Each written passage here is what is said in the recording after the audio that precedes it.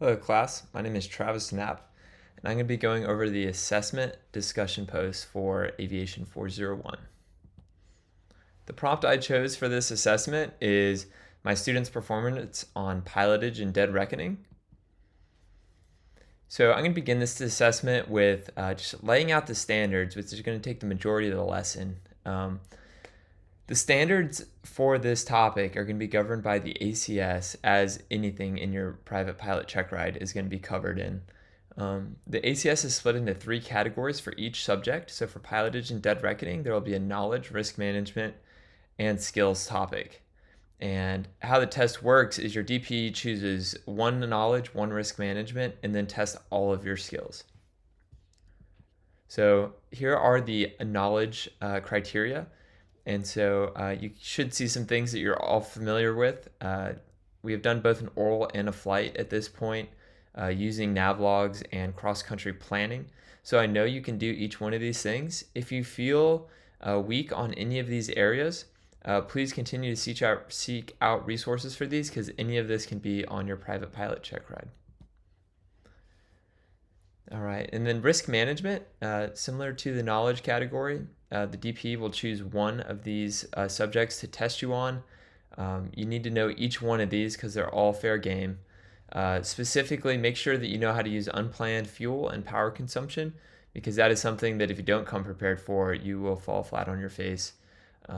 Was with the other two, you can use a little bit of your prior knowledge for that.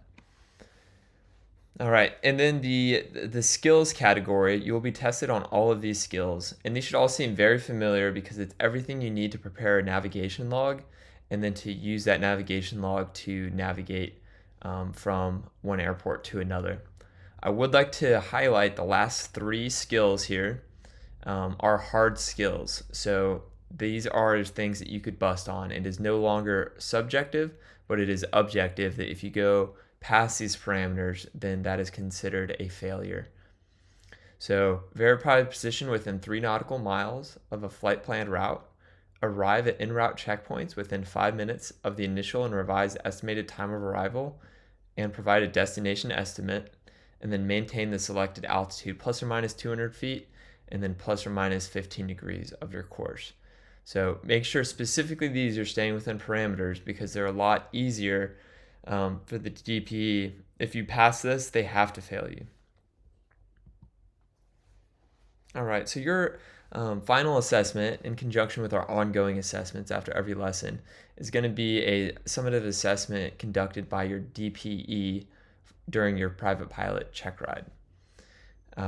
Knowledge, risk management, and skills are all within standards on our last orals and our last flight we did. So I know you know how to do this. I just need you to stay sharp on the skills you've already obtained. If you have any specific questions, I'm always a resource for you. And if you want to do at-home study, I recommend the PHAC. Chapter 16 is all about navigation. This is where you'll find everything you need to know about pilotage and dead reckoning. And then lastly, make sure you're staying current on generating these numbers for pilotage, or for dead reckoning rather, and that you are practicing creating nav logs, because that is a skill that will atrophy.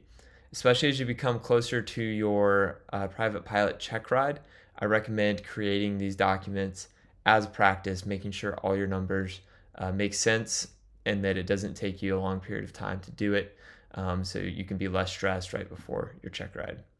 So I was really glad to see your progress on this subject, and looking forward to our next session.